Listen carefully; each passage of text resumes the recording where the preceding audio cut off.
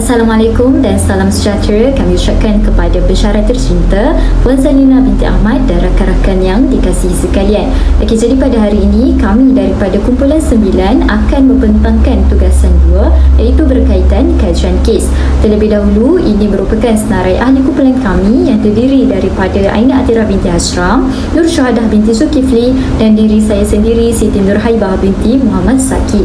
Jadi sebagai pengenalan, pada hari ini kita akan melihat kepada dua pernyataan kes yang telah dihasilkan dan merungkai bagaimana situasi kes ini dari sudut pandang undang-undang dalam pendidikan serta bagaimana kes ini mampu memberi impak kepada pihak-pihak tertentu. Jadi ini adalah pernyataan kes pertama yang telah dihasilkan oleh kumpulan kami, dan jika dilihat di sini kes ini agak panjang untuk dibaca, tetapi untuk diringkaskan, Encik Khairul bukan nama sebenar dalam kes ini, adalah salah seorang warden di sebuah sekolah menengah kebangsaan, dan pada tahun kelima beliau berkhidmat, beliau telah ditawarkan jawatan sebagai seorang ketua warden. Jadi sejak Encik Khairul mengambil alih jawatan sebagai ketua warden, beliau mula menetapkan peraturan bahawa setiap pelajar yang tinggal di asrama perlu hadir ke surau untuk menunaikan solat subuh berjemaah pada setiap hari. Oleh itu, bagi memastikan kehadiran penuh, Encik Khairul telah mengambil pendekatan untuk menanda kehadiran pelajar pada setiap hari, dan mana-mana pelajar yang didapati tidak hadir ke surau akan dikenakan hukuman. Dan kebiasaannya Encik Khairul ini hanya akan merawatan pelajar di tapak tangan sebanyak 1 kali sebagai hukuman. Tetapi pada setiap hari, sekumpulan pelajar lelaki ini pasti akan datang lewat ataupun tidak hadir ke surau untuk solat subuh berjemaah. Dan nak dijadikan cerita, pada satu hari sekumpulan pelajar lelaki ini juga didapati tidak hadir ke surau dan berkeliaran di asrama sewaktu pelajar lain sedang menunaikan solat subuh berjemaah. Jadi oleh kerana mula muak dan marah akan sikap pelajar yang tidak mematuhi peraturan, Encik Khairul telah meminta sekumpulan pelajar lelaki tersebut untuk turun ke tempat perhimpunan dengan keadaan segera. Dan dengan perasaan marah dan bertindak melulu, Encik Khairul ini telah menampar muka setiap pelajar lelaki tersebut dan mengarahkan mereka untuk berguling di atas jalantas sebanyak 5 pusingan atas alasan untuk mendidik pelajar agar mematuhi peraturan. Dan akibatnya beberapa orang pelajar telah pun mendapat kecederaan ringan di bahu dan perlu ke klinik untuk mendapatkan rawatan. Jadi berdasarkan kes tersebut, kita akan melihat bagaimanakah keadaan ini boleh menjadi pelanggaran undang-undang atau dasar pendidikan lain.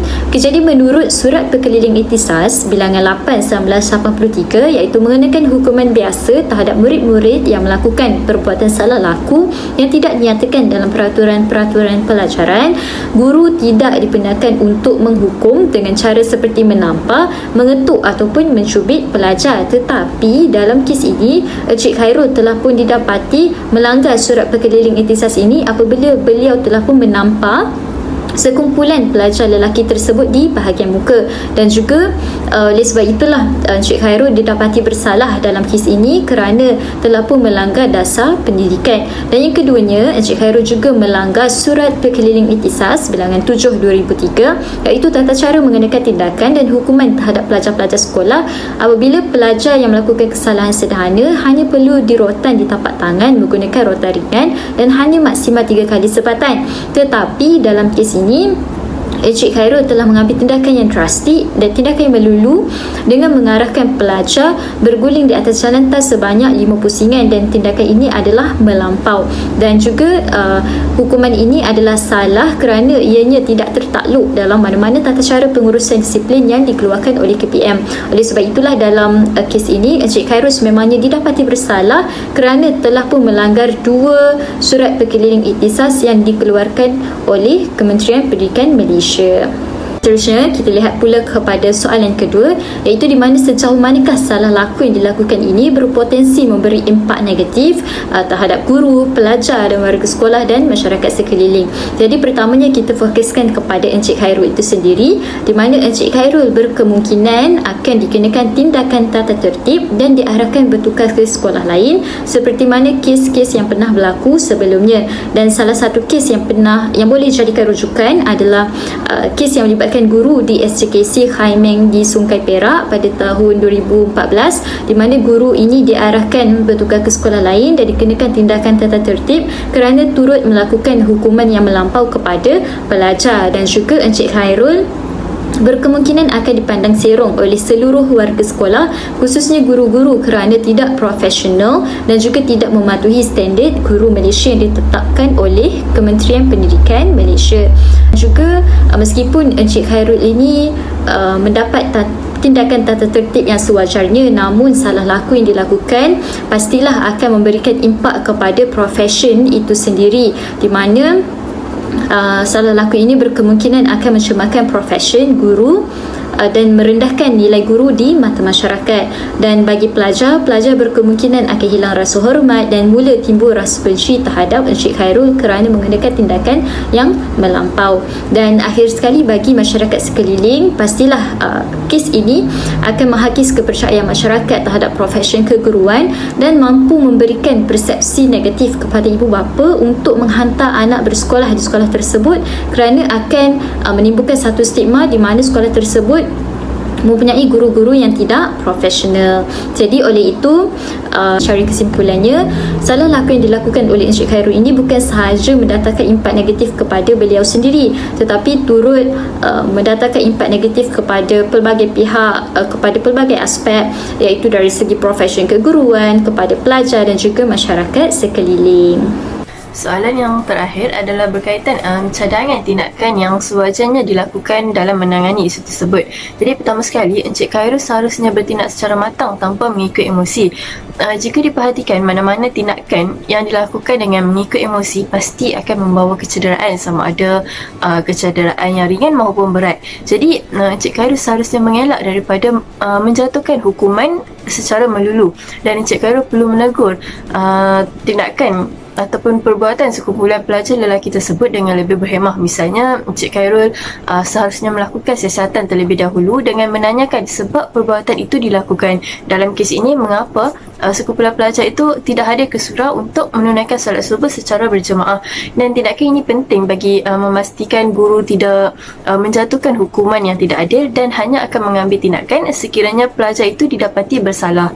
Dan selain itu, tindakan yang seterusnya, jika pelajar didapati bersalah, Encik Khairul boleh memberikan hukuman yang sewajarnya dan tidak memudaratkan dengan merujuk kepada surat keliling ikhtisas yang dikeluarkan oleh Kementerian Pendidikan Malaysia. Dan berdasarkan surat keliling ikhtisas ini, kesalahan yang dilakukan dalam kes ini adalah dikategorikan sebagai kesalahan sederhana, dan hukuman yang dikenakan pula adalah rotan di tapak tangan dengan menggunakan rotan ringan maksimal 3 kali sebatan. Dan sekiranya Encik Khairul ingin memberikan hukuman tambahan kepada pelajar tersebut, sebagai contoh, Encik Khairul bolehlah mengarahkan pelajar tersebut untuk mengutip sampah di sekitar kawasan sekolah. Jadi kesimpulannya, mana-mana pelajar yang melanggar peraturan perlulah dikenakan tindakan atas tujuan untuk mendidik dan mengajar mereka bahawa setiap kesalahan pasti akan dikenakan tindakan. Sekiranya tidak dikenakan tindakan, maka lebih ramai pelajar akan mengambil keputusan untuk melanggar peraturan disebabkan tiada kesan negatif daripada perlakuan tersebut.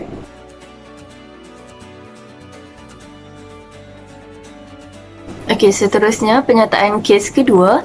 Okey, penyataan kes ini akan saya ringkaskan, di mana kes ini menceritakan tentang seorang guru, Encik Faiz, bukan nama sebenar.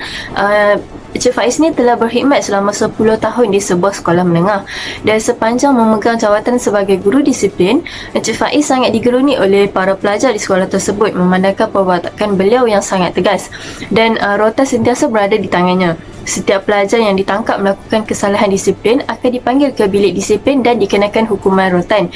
Terdapat beberapa orang pelajar lelaki, termasuk seorang pelajar perempuan, tidak serik melakukan kesalahan. Akibatnya, mereka ini akan dipanggil untuk masuk ke bilik disiplin pada setiap hari.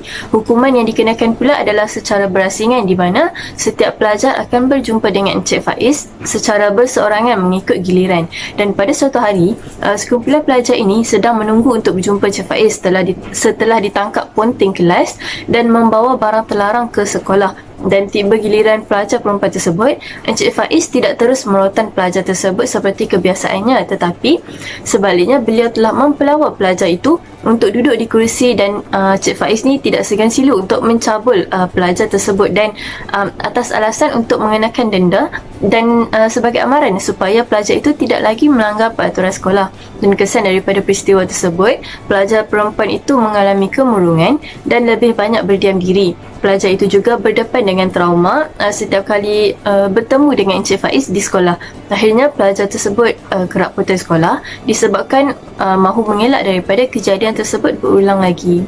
Baiklah, kita lihat soalan perbincangan yang pertama.